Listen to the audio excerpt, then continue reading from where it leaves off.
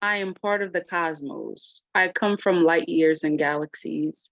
I have known this planet for quite some time and have inhabited on it for less than 50 years. Everything's everything, even cellular memory of my divine cosmic being is coming back to me, and I am here to give that which I am. So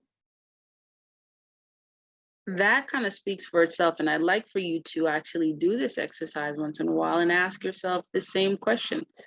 Really, who are you? And ask yourself the question with the intent of actually finding the answer to that question. Okay. Many of us, again, we ask questions that we're not quite comfortable finding the answer to. So, um, I, this is a challenge. This is a challenge. Challenge yourself to actually ask yourself, who are you? And the biggest challenge is actually answering that question. You may find that there's a lot of research that you will have to do. You know, when we talk about tarot, we talk about, the hermit. Many folks actually in an attempt to find the answer to this question, this who am I question, they end up finding themselves in seclusion because oftentimes there's a lot of distractions. There can be a lot of distractions, especially if many of us are dealing with things, places in our environments that are not always conducive to our spiritual elevation, right? So you may find yourself actually asking this question.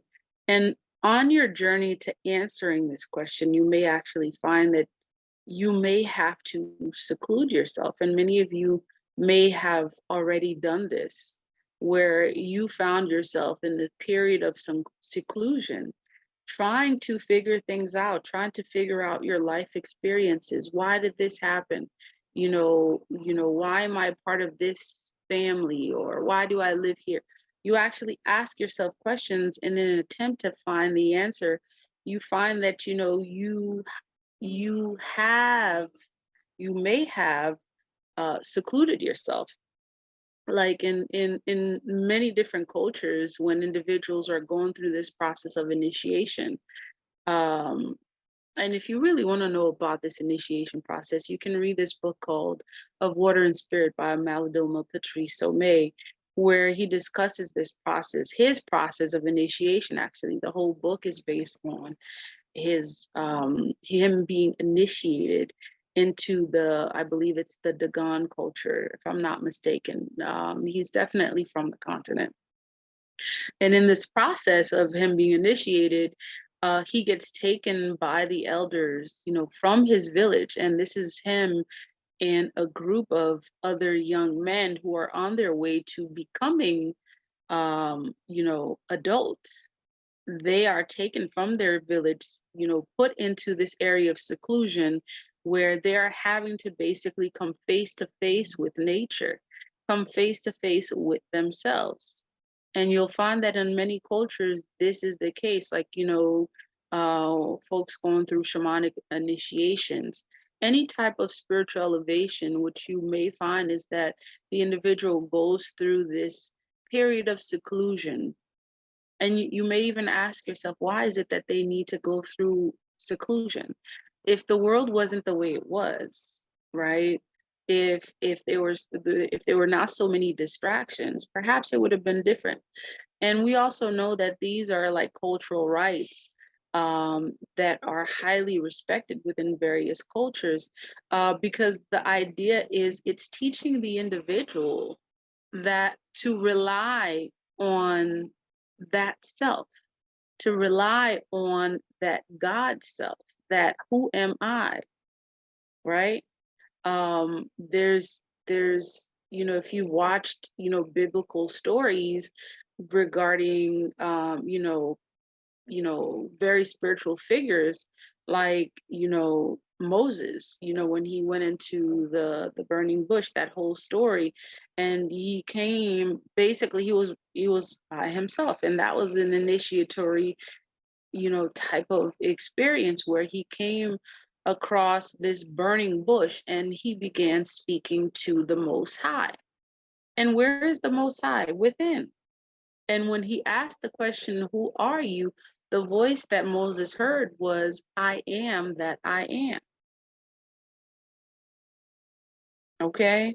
And that is very significant in terms of, us asking this question. Even that story in itself is very significant in us asking this question of who are we? Okay. So that story actually gives a perfect example of how connected we are to a higher elevated self. And this is really, for lack of a better term, that we're using the word self. Um, we're connected to everything. We're connected to the cosmos. We're connected to nature. We're connected to everything. And everything is alive. Everything is alive, breathing. And those who are, connected understand this, and they understand this very well. Okay. So your challenge is to ask this question continually, because you'll see that this question, it's always changing. The answer to that question is always changing. The who am I?